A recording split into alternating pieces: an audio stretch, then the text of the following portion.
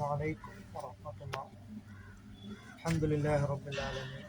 الصلاة والسلام على أشرف المرسلين وعلى آله وصحبه وسلم.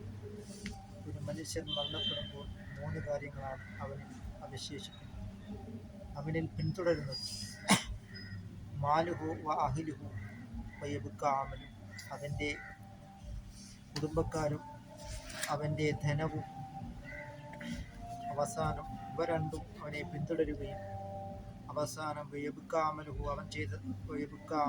അവൻ ചെയ്തതായ സൽക്കർമ്മങ്ങൾ മാത്രമേ അവസാനം അവശേഷിക്കുകയുള്ളൂ എന്നാണ് സയ്യിദുനാ മുഹമ്മദ് റസൂലുള്ളാഹി സ്വല്ലല്ലാഹു അലൈഹി വസല്ലമ തങ്ങൾ പറഞ്ഞിട്ടുണ്ട്. നാം നിസ്കരിച്ചത്, നോമ്പെടുത്തത്, ദാനധർമ്മങ്ങളും മറ്റ് സൽക്കർമ്മങ്ങളും ഇവകൾ മാത്രമേ നമ്മളുടെ ഖബറിൽ ഉപകരിക്കുകയുള്ളൂ എന്ന് നാം മനസ്സിലാക്കിക്കൊണ്ട് നാം ധാരാളം ഇബാദത്തുകളും സൽക്കർമ്മങ്ങൾ കൊണ്ട് നാം മുന്നേറും. അതുകൊണ്ട് ഏത് സമയത്തും നമ്മുടെ മരണം പിടികൂടുന്നത് ഒരാൾക്കും തന്നെ ഉറപ്പ് പറയുവാൻ കഴിയുകയില്ല. അടുത്ത നിമിഷം ഞാൻ ഇവിടെ ജീവിച്ചിരിക്കുമെന്നും ഇന്നതായ കാര്യങ്ങൾ ചെയ്യുമെന്നും അതെല്ലാം ഉറപ്പ് പറയുവാൻ കഴിയുന്നത് അല്ലാഹു തആലയ്ക്ക് മാത്രമാണ്. അതുകൊണ്ട് കുല്ലു നഫ്സിൻ ദാഇഖത്തുൽ മൗത്ത്, എല്ലാ ശരീരവും മരണത്തെ രുചിക്കുമെന്നാണ് വിശുദ്ധമായ ഖുർആൻ പറഞ്ഞിട്ടുള്ളത്. അതുകൊണ്ട് മരിക്കാതിരിക്കുവാനുള്ള ഒരു പോംവഴി ചരിക്കാതിരിക്കുക എന്നുള്ളതും മാത്രം.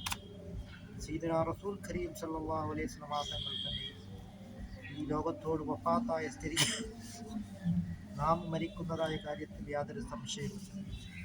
അതുകൊണ്ട് അദ്ദുന്യാ മസ്റഅത്തുൽ ആഖിറ, ഈ ദുനിയാവ് ആഖിറത്തിലേക്കുള്ള കൃഷിയിടമാണ് എന്നാണ് സയ്യിദുനാ റസൂൽ കരീം സല്ലല്ലാഹു അലൈഹി വസല്ലം തങ്ങൾ പറഞ്ഞു.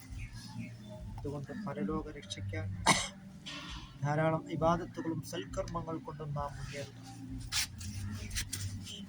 ഷഅബാനു ഷഹരി, ഷഅബാൻ മാസം എന്ന മാസമെന്നാണ് സയ്യിദുനാ റസൂൽ കരീം സല്ലല്ലാഹു അലൈഹി വസല്ലം തങ്ങൾ പറഞ്ഞിട്ടുള്ളത്. കഴിഞ്ഞ പ്രാവശ്യം നമ്മളിൽ ഉണ്ടായിരുന്ന പലരും ഇന്ന് 6 അടി മണ്ണാകുന്ന ഖബറിലാണെന്ന് നാം മനസ്സിലാക്കിക്കൊണ്ട് നാം നമ്മുടെ ആയുസ്സുകൾ ഇങ്ങനെ കൂടുന്തോറും ഖബറിലേക്കുള്ള ഖബറിലേക്കുള്ള ദൂരം ഇങ്ങനെ അടുത്തടുത്ത് വരികയാണെന്ന് നാം മനസ്സിലാക്കിക്കൊണ്ട് നാം അള്ളാഹുവിൻ്റെ പ്രീതിയിലായിട്ട് നാം ജീവിക്കുവാൻ നാം ശ്രമിക്കുക.